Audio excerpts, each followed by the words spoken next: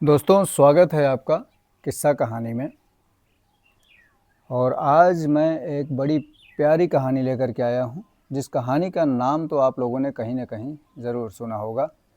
कहानी का नाम है नमक का दरोगा। अब नाम से ही आपको पता चल गया होगा कि किसने लिखा है, फिर भी मैं बता देता हूँ।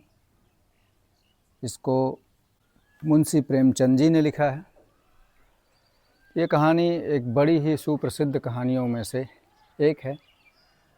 तो आइए बिना ज़्यादा टाइम लिए स्टार्ट करता हूँ मैं नमक का दरोगा। जब नमक का नया विभाग बना और ईश्वर प्रदत्त वस्तु के व्यवहार करने का निषेध हो गया, तो लोग चोरी छिपे इसका व्यवहार करने लगे। अनेक प्रकार के छल प्रपंचों का सूत्रपात हुआ। कोई घूस से काम निकालता था, कोई चालाकी से। अधिकारियों के पौ 12 थे। पटवारी गिरी का सर्वसम्मानित पद छोड़ छोड़कर लोग इस विभाग की बरकंदाजी करते थे।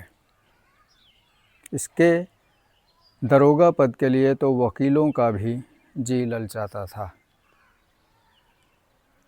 ये वो समय था जब अंग्रेजी शिक्षा और ईसाई मत को लोग एक ही वस्तु समझते थे। फारसी का प्राबल्य था। प्रेम की कथाएं और श्रृंगार रस के काव्य पढ़कर फारसीदा लोग सर्वोच्च पदों पर नियुक्त हो जाया करते थे। मुंशी वंशीधर भी जुलेखा की विरह कथा समाप्त करके सीरी और फरहाद के प्रेम वृत्तांत को नल और नील की लड़ाई और अमेरिका के आविष्कार से अधिक महत्व की बातें समझते हुए रोजगार की खोज में निकले। उनके पिता एक अनुभवी पुरुष थे। समझाने लगे, बेटा, घर की दुर्दशा देख रहे हो। ऋण के बोझ से दबे हुए हैं। लड़कियां हैं, वे घास फूस की तरह बढ़ती चली जाती हैं। मैं कगारे पर का वृक्ष हो रहा हूँ, न मालूम कब गिर पड़ूं। अब तुम ही घर के मालिक मुख्तार हो। नौकरी के ओहदे की ओर ध्यान मत देना, ये तो पीर का मजार है। निगाह चढ़ावे और चादर पर रखनी चाहिए। ऐसा काम ढूंढना जहाँ कुछ ऊपरी आय हो। मासिक वेतन तो पूर्णमासी का चांद है, जो एक दिन दिखाई देता है और घटते घटते लुप्त हो जाता है। ऊपरी आय बहता हुआ स्रोत है, जिससे सदैव प्यास बुझती है। वेतन मनुष्य देता है, इसी से उसमें वृद्धि नहीं होती। ऊपरी आमदनी ईश्वर देता है, इसी से उसकी बरकत होती है। तुम स्वयं विद्वान हो, तुम्हें क्या समझाऊं। इस विषय में विवेक की बड़ी आवश्यकता है। मनुष्य को देखो, उसकी आवश्यकता को देखो और अवसर को देखो। उसके उपरांत जो उचित समझो करो। गरज वाले आदमी के साथ कठोरता करने में लाभ ही लाभ है, लेकिन बेगरज को दांव पर पाना जरा कठिन है। इन बातों को निगाह में बांध लो। ये मेरी जन्म भर की कमाई है। इस उद्देश्य के बाद पिताजी ने आशीर्वाद दिया। वंशीधर आज्ञाकारी पुत्र थे। ये बातें ध्यान से सुनी और तब घर से चल पड़े। इस विस्तृत संसार में उनके लिए धैर्य अपना मित्र, बुद्धि अपनी पथ प्रदर्शक थी और आत्मावलंबन ही अपना सहायक था। लेकिन अच्छे शकुन से चले थे। जाते ही जाते नमक विभाग के दरोगा पद पर प्रतिष्ठित हो गए। वेतन अच्छा और ऊपरी आय का तो ठिकाना ही ना था। वृद्ध मुंशी जी को सुख संवाद मिला तो फूले न समाये। महाजन कुछ नरम पड़े। तलवार की आशालता लहलहाई। पड़ोसियों के हृदय में शूल उठने लगे। जाड़े के दिन थे। और रात का समय। नमक के सिपाही चौकीदार नशे में मस्त थे। मुंशी बंसीधर को यहाँ आए अभी 6 महीना से अधिक न हुए थे, लेकिन इस थोड़े समय में ही उन्होंने अपनी कार्य कुशलता और उत्तम आचार से अफसरों को मोहित कर लिया था। अफसर लोग उन पर बहुत विश्वास करने लगे। नमक के दफ्तर में 1 मील पूर्व की ओर जमुना बहती थी। उस पर नावों का एक पुल बना हुआ था। दरोगा जी किवाड़ बंद किए मीठी नींद सो रहे थे। अचानक आंख खुली तो नदी के प्रवाह की जगह गाड़ियों की गड़गड़ाहट तथा मल्लाहों का कोलाहल सुनाई दिया। उठ बैठे। इतनी रात गए गाड़ियां क्यों नदी के पार जाती हैं? अवश्य कुछ न कुछ गोलमाल है। तर्क ने भ्रम को पुष्ट किया। वर्दी पहनी, तमंचा जेब में रखा और बात ही बात में घोड़ा बढ़ाए हुए पुल पर आ पहुंचे। गाड़ियों की एक लंबी कतार पुल के पार जाती देखी। डांट कर पूछा, किसकी गाड़ियां हैं? थोड़ी देर सन्नाटा रहा। आदमियों में कुछ कानाफूसी हुई। तब आगे वाले ने कहा, पंडित अलोपी दीन की। कौन पंडित अलोपी दीन? दातागंज के मुंशी बंसीधर चौके। पंडित अलोपी दीन इस इलाके के सबसे प्रतिष्ठित जमींदार थे। लाखों रुपए का लेन देन करते थे। इधर छोटे से बड़े कौन ऐसे थे जो उनके ऋणी ना हो। व्यापार भी लंबा चौड़ा था। बड़े चलते पुर्जे आदमी थे। अंग्रेज अफसर उनके इलाके में शिकार खेलने आते और उनके मेहमान होते। 12 मास सदा व्रत चलता था। मुंशी ने पूछा, गाड़ियां कहाँ जाएंगी? उत्तर मिला, कानपुर। लेकिन इस प्रश्न पर इनमें क्या है? सन्नाटा छा गया। दरोगा साहब का संदेह और भी बढ़ा। कुछ देर तक उत्तर की बाट देखकर वो जोर से बोले, क्या तुम सब गूंगे हो गए हो? हम पूछते हैं इनमें क्या लदा है? जब इस बार भी कोई उत्तर न मिला तो उन्होंने घोड़े को एक गाड़ी से मिलाकर बोरे को टटोला। भ्रम दूर हो गया। ये नमक के डेले थे। पंडित अलोपी दीन अपने सजीले रथ पर सवार कुछ सोते कुछ जागते चले आते थे। अचानक कई गाड़ी वालों ने घबराए हुए आकर जगाया और बोले, महाराज, दरोगा ने गाड़ियां रोक दी हैं और घाट पर खड़े आपको बुलाते हैं। पंडित अलोपी दीन का लक्ष्मी जी पर अखंड विश्वास था। वो कहा करते थे कि संसार का तो कहना ही क्या, स्वर्ग में भी लक्ष्मी का ही राज्य है। उनका ये कहना यथार्थ ही था। न्याय और नीति सब लक्ष्मी के ही खिलौने हैं। उन्हें वो जैसे चाहती हैं नचाती हैं। लेटे ही लेटे गर्व से बोले, चलो हम आते हैं। ये कहकर पंडित जी ने बड़ी निश्चिंतता से पान के बीड़े लगाकर खाए। फिर लिहाफ ओढ़े हुए दरोगा के पास आकर बोले, बाबूजी आशीर्वाद, कहिए हमसे ऐसा कौन सा अपराध हुआ कि गाड़ियां रोक दी गई? हम ब्राह्मणों पर तो आपकी कृपा दृष्टि रहनी चाहिए। वंशीधर रुखाई से बोले, सरकारी हुक्म। पंडित अलोपी दीन ने हंसकर कहा, हम सरकारी हुक्म को नहीं जानते और न सरकार को। हमारे सरकार तो आप ही हैं। हमारा और आपका तो घर का मामला है। हम कभी आपसे बाहर हो सकते हैं? आपने व्यर्थ का कष्ट उठाया। ये हो नहीं सकता कि इधर से जाएं और इस घाट के देवता को भेंट न चढ़ाएं। मैं तो आपकी सेवा में स्वयं ही आ रहा था। वंशीधर पर ऐश्वर्य कि मोहिनी वंशी का कुछ प्रभाव न पड़ा। ईमानदारी की नई उमंग थी। कड़क कर बोले, हम उन नमक हरामों में नहीं हैं जो कौड़ियों पर अपना ईमान बेचते फिरते हैं। आप इस समय हिरासत में हैं। आपको कायदे के अनुसार चालान होगा। बस मुझे अधिक बातों की फुर्सत नहीं है। जमादार बदलू सिंह, तुम इन्हें हिरासत में ले लो, मैं हुक्म देता हूँ। पंडित आलोपी दीन स्तंभित हो गए। गाड़ी वानों में हलचल मच गई।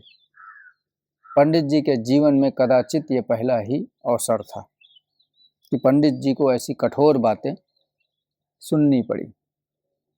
बदलू सिंह आगे बढ़ा, किंतु रोब के मारे ये साहस न हुआ कि उनका हाथ पकड़ सके। पंडित जी ने धर्म को धन का ऐसा किरदार करते कभी न देखा था। विचार किया कि ये अभी उद्दंड लड़का है, माया मोह के जाल में अभी नहीं पड़ा, अल्हड़ है, झिझकता है। बहुत दिन भाव से बोले, बाबू साहब ऐसा ना कीजिए, हम मिट जाएंगे, इज्जत धूल में मिल जाएगी। हमारा अपमान करने से आपके हाथ क्या आएगा? हम किसी तरह आपसे बाहर थोड़े ही हैं। वंशीधर ने कठोर स्वर में कहा, हम ऐसी बातें नहीं सुनना चाहते। आलोपी दीन ने जिस सहारे को चट्टान समझ रखा था वो पैरों के नीचे खिसकता हुआ मालूम हुआ। स्वाभिमान और धन ऐश्वर्य की कड़ी चोट लगी। किंतु अभी तक धन की सांख्यिक शक्ति का पूरा भरोसा था। अपने मुख्तार से बोले, लाला जी 1000 के नोट बाबू साहब को भेंट करो। आप इस समय भूखे सिंह हो गए हैं। वंशीधर ने गर्म होकर कहा, 1000 नहीं, 1,00,000 भी मुझे सच्चे मार्ग से नहीं हटा सकते। धर्म की इस बुद्धिहीन दृढ़ता और देव दुर्लभ त्याग पर मन बहुत झुंझलाया। अब दोनों शक्तियों में संग्राम होने लगा। धन ने उछल उछल कर आक्रमण करने शुरू किए। 1 से 5, 5 से 10, 10 से 15 और 15 से 20,000 तक नौबत पहुंची। किंतु धर्म अलौकिक वीरता के साथ बहुसंख्यक सेना के सम्मुख अकेला पर्वत की भांति अटल अविचलित खड़ा था। आलोपी दीन निराश होकर बोले, अब इससे अधिक मेरा साहस नहीं, आगे आपको अधिकार है। वंशीधर अपने जमादार को ललकारा। बदलू सिंह मन में दरोगा जी को गालियां देता हुआ पंडित आलोपी दीन की ओर बढ़ा। पंडित जी घबराकर 2-3 कदम पीछे हट गए। अत्यंत दीनता से बोले, बाबू साहब ईश्वर के लिए मुझ पर दया कीजिए, मैं 25,000 पर निपटारा करने का तैयार हूँ। असंभव बात है। 30,000 पर किसी तरह भी संभव नहीं। क्या 40,000 पर भी नहीं? 40,000 नहीं, 40 लाख पर भी असंभव है। बदलू सिंह, इस आदमी को हिरासत में ले लो। अब मैं एक शब्द नहीं सुनना चाहता। धर्म ने धन को पैरों तले कुचल डाला। आलोपी दीन ने एक हष्ट पुष्ट मनुष्य को हथकड़ियां लिए हुए अपनी तरफ आते हुए देखा। चारों ओर निराश और कातर दृष्टि से देखने लगे। इसके बाद मूर्छित होकर गिर पड़े। दुनिया सोती थी पर दुनिया की जीभ जागती थी। सवेरे देखिए तो बालक वृद्ध सबके मुंह से यही बात सुनाई देती थी। जिसे देखिए वो पंडित जी के इस व्यवहार पर टीका टिप्पणी कर रहा था। निंदा की बौछारें हो रही थी, मानो संसार में अब पापी का पाप कट गया। पानी को दूध के नाम से बेचने वाला ग्वाला, कल्पित रोजनामचे भरने वाले अधिकारी वर्ग, रेल से बिना टिकट सफर करने वाले बाबू लोग, जाली दस्तावेज बनाने वाले सेठ और साकार, ये सब के सब देवताओं की भांति गर्दनें चला रहे थे। जब दूसरे दिन पंडित आलोपी दीन अभियुक्त होकर कांस्टेबलों के साथ हाथों में हथकड़ियां, हृदय में ग्लानि और क्षोभ भरे, लज्जा से गर्दन झुकाए अदालत की तरफ चले तो सारे शहर में हलचल मच गई। मेलों में कदाचित आंखें इतनी व्यग्र न होती होंगी। भीड़ के मारे छत और दीवार में कोई भेद न रहा। किंतु अदालत में पहुंचने की देर थी। पंडित आलोपी दीन इस अगाध वन के सिंह थे। अधिकारी वर्ग उनके भक्त, अमले उनके सेवक, वकील मुख्तार और आज्ञा पालक और अर्दली चपरासी तथा चौकीदार तो उनके बिना मोल के गुलाम थे। उन्हें देखते ही चारों तरफ से दौड़े। सभी लोग विस्मित हो रहे थे, इसलिए नहीं कि आलोपी दीन ने यह कर्म किया, बल्कि इसलिए कि वो कानून के पंजे में कैसे आ गए। ऐसा मनुष्य जिसके पास असाध्य साधन करने वाला धन और अनन्य वाचालता हो, वो क्यों कानून के पंजे में आए? प्रत्येक मनुष्य उनसे सहानुभूति प्रकट करने लगा। बड़ी तत्परता से इस आक्रमण को रोकने के निमित्त वकीलों की एक सेना तैयार की गई। न्याय के मैदान में धर्म और धन में युद्ध ठन गया। वंशीधर चुपचाप खड़े थे। उनके पास सत्य के सिवा न कोई बल था, न स्पष्ट भाषण के अतिरिक्त कोई शस्त्र। गवाह थे, किंतु लोभ से डांवाडोल। यहाँ तक कि मुंशी जी को न्याय भी अपनी ओर कुछ खींचा हुआ दिख पड़ता था। वो न्याय का दरबार था, परंतु उसके कर्मचारियों पर पक्षपात का नशा छाया हुआ था। किंतु पक्षपात और न्याय का क्या मेल? जहाँ पक्षपात हो वहाँ न्याय की कल्पना नहीं की जा सकती। मुकदमा शीघ्र ही समाप्त हो गया। डिप्टी मजिस्ट्रेट ने अपनी तजवीज़ में लिखा, पंडित आलोपी दीन के विरुद्ध दिए गए प्रमाण निर्मूल और भ्रमात्मक हैं। वो एक बड़े भारी आदमी हैं। ये बात कल्पना के बाहर है कि उन्होंने थोड़े लाभ के लिए ऐसा दुस्साहस किया हो। यद्यपि नमक के दरोगा मुंशी वंशीधर का अधिक दोष नहीं है, लेकिन ये बड़े खेद की बात है कि उसकी उद्दंडता और विचारहीनता के कारण एक भले मानुष को कष्ट झेलना पड़ा। हम प्रसन्न हैं कि वो अपने काम में सजग और सचेत रहता है, किंतु नमक के मुकदमे की बढ़ी हुई नमक से हलाली ने उसके विवेक और बुद्धि को भ्रष्ट कर दिया। भविष्य में उसे होशियार रहना चाहिए। वकीलों ने यह फैसला सुना और उछल पड़े। पंडित आलोपी दीन मुस्कुराते हुए बाहर निकले। स्वजन बांधवों ने रुपए की लूट की। उदारता का सागर उमड़ पड़ा।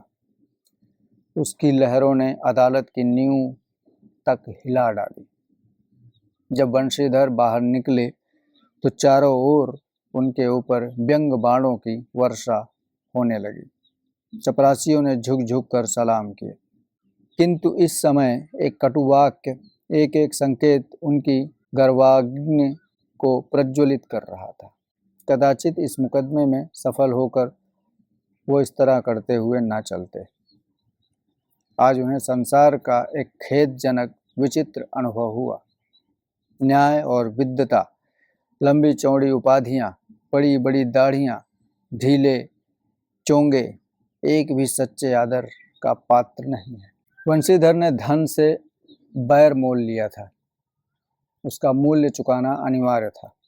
कठिनता से एक सप्ताह बीता होगा कि मुअत्तली का परवाना आ पहुंचा। कार्य परायणता का दंड मिला। बेचारे भग्न हृदय, शोक और खेद से व्यथी घर को चले। बूढ़े मुंशी जी तो पहले ही से कुड़बुड़ा रहे थे कि चलते चलते इस लड़के को समझाया था, लेकिन इसने एक न सुनी। सब मनमानी करता है। हम तो कलवार और कसाई के तगादे सहे बुढ़ापे में भगत बनकर बैठे, और वहाँ बस वही सूखी तनख्वाह। हमने तो नौकरी की है और कोई ओहदेदार नहीं थे, लेकिन काम किया, दिल खोल कर किया। आप ईमानदार बनने चलें, घर में चाहे अंधेरा हो, मस्जिद में अवश्य दिया जलाएंगे। खेद ऐसी समझ पर। पढ़ना लिखना सब अकारत गया। इसके थोड़े ही दिनों बाद जब मुंशी वंशीधर इस दुरावस्था में घर पहुंचे और बूढ़े पिताजी ने समाचार सुना तो सिर पीट लिया। बोले, जी चाहता है तुम्हारा और अपना सिर फोड़ लूं। बहुत देर तक पछता पछता कर हाथ मलते रहे। क्रोध में कुछ कठोर बातें भी कही और यही वंशीधर वहां से टल न जाता तो अवश्य ही ये क्रोध विकट रूप धारण करता। वृद्ध माता को भी दुख हुआ। जगन्नाथ और रामेश्वर यात्रा की कामनाएं मिट्टी में मिल गई। पत्नी ने कई दिनों तक सीधे मुंह बात तक नहीं की। इसी प्रकार एक सप्ताह बीत गया। संध्या का समय था। बूढ़े मुंशी जी बैठे बैठे राम नाम की माला जप रहे थे। इसी समय उनके द्वार पर सजा हुआ रथ आकर रुका। हरे और गुलाबी पर्दे, पचखइये बैलों की जोड़ी, उनकी गर्दन के नीले धागे, सींग पीतल से जड़े हुए कई नौकर लाठियां कंधों पर रखे साथ में। मुंशी जी अगवानी को दौड़े, देखा तो आलोपी दीन पंडित जी हैं। झुककर दंडवत की और लल्लो चप्पो की बातें करने लगे। हमारा भाग्य उदय हुआ जो आपके चरण इस द्वार पर आए। आप हमारे पूज्य देवता हैं। आपको कौन सा मुंह दिखावें। मुंह में तो कालिख लगी हुई है, किंतु क्या करें, लड़का अभागा कपूत है, नहीं तो आपसे क्या मुंह छिपाना पड़ता। ईश्वर निसंतान रखे पर ऐसी संतान ना दे। ये सब सुनकर आलोपी दीन ने कहा, नहीं भाई साहब, ऐसा ना कहिए। मुंशी जी ने चकित होकर कहा, ऐसी संतान को क्या कहूं। आलोपी दीन ने वात्सल्य पूर्ण स्वर में कहा, कुल तिलक और पुरखों की कीर्ति उज्जवल करने वाले संसार में ऐसे धर्मपरायण मनुष्य हैं जो धर्म पर अपना सब कुछ अर्पण कर सकें। पंडित आलोपी दीन ने वंशीधर से कहा, दरोगा जी, इसे खुशामद न समझिए। खुशामद करने के लिए मुझे इतना कष्ट उठाने की जरूरत न थी। उसी रात को आपने अपने अधिकार बल से अपनी हिरासत में लिया था, किंतु आज मैं स्वेच्छा से आपकी हिरासत में आया हूँ। मैंने हजारों रईस और अमीर देखे, हजारों उच्च पदाधिकारियों से काम पड़ा, किंतु परास्त किया तो आपने। मैंने सबको अपना और अपने धन का गुलाम बनाकर छोड़ दिया। मुझे आज्ञा दीजिए कि आपसे कुछ विनय करूं। वंशीधर ने आलोपी दीन को आते देखा और उठकर सत्कार किया, किंतु स्वाभिमान सहित। समझ गए कि ये महाशय मुझे लज्जित करने और जलाने आए। क्षमा प्रार्थना की चेष्टा नहीं की, वरन उन्हें अपने पिता की ठुकुर सुहाती की बात असह्य सी प्रतीत हुई। पर पंडित जी की बातें सुनी तो मन का मैल मिट गया। पंडित जी की ओर उड़ती हुई दृष्टि से देखा, सद्भाव झलक रहा था। गर्व ने अब लज्जा के सामने सिर झुका दिया। शर्माते हुए बोले, आपकी उदारता है जो ऐसा कहते हैं। मुझसे जो कुछ अभिनय हुई है उसे क्षमा कीजिए। मैं धर्म की बेड़ी में जकड़ा हुआ था, नहीं तो वैसे मैं आपका दास हूँ। जो आज्ञा होगी वो मेरे सिर माथे पर। आरोपी दीन ने विनीत भाव से कहा, नदी तट पर आपने मेरी प्रार्थना नहीं स्वीकार की थी, किंतु आज स्वीकार करनी पड़ेगी। वंशीधर बोले, मैं किस योग्य हूँ, किंतु जो कुछ सेवा मुझसे हो सकती है उसमें त्रुटि न होगी। आलोपी दीन ने एक स्टाम्प लगा हुआ पत्र निकाला और उसे वंशीधर के सामने रख बोले, इस पद को स्वीकार कीजिए और अपने हस्ताक्षर कर दीजिए। मैं ब्राह्मण हूँ, जब तक ये सवाल पूरा न कीजिएगा द्वार से न हटूंगा। मुंशी बंशीधर ने उस कागज को पढ़ा और कृतज्ञता से आंखों में आंसू भर आए। पंडित आलोपी दीन ने उनको अपनी सारी जायदाद का स्थायी मैनेजर नियत किया था। 6000 वार्षिक वेतन के अतिरिक्त रोजाना खर्च अलग, सवारी के लिए घोड़ा, रहने को बंगला, नौकर चाकर मुफ्त। कंपित स्वर में बोले, पंडित जी, मुझ में इतनी सामर्थ्य नहीं है कि आपकी उदारता की प्रशंसा कर सकूं, किंतु ऐसे उच्च पद के योग्य नहीं हूं। अलोपीदीन हंसकर बोले, मुझे इस समय एक अयोग्य मनुष्य की ही जरूरत है।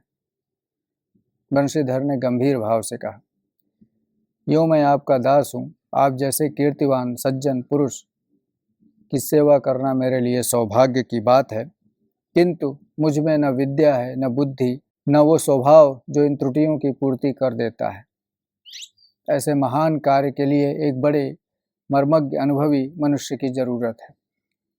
अलोपीदीन ने कलमदान से कलम निकाली और उसे वंशीधर के हाथ में देकर बोले, न मुझे विद्यता की चाह है, न अनुभव की, न मर्मज्ञता की, न कार्य कुशलता की। इन गुणों के महत्व को खूब पा चुका हूँ।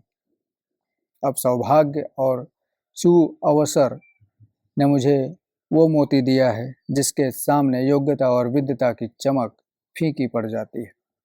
ये कलम लीजिए, अधिक सोच विचार न कीजिए, दस्तखत कर दीजिए। परमात्मा से यही प्रार्थना है कि वो आपको सदैव वही नदी के किनारे वाला बेमुरव्वत, उद्दंड, कठोर परंतु धर्मनिष्ठ दरोगा बनाए रखे। वंशीधर की आंखें डबडबा आई।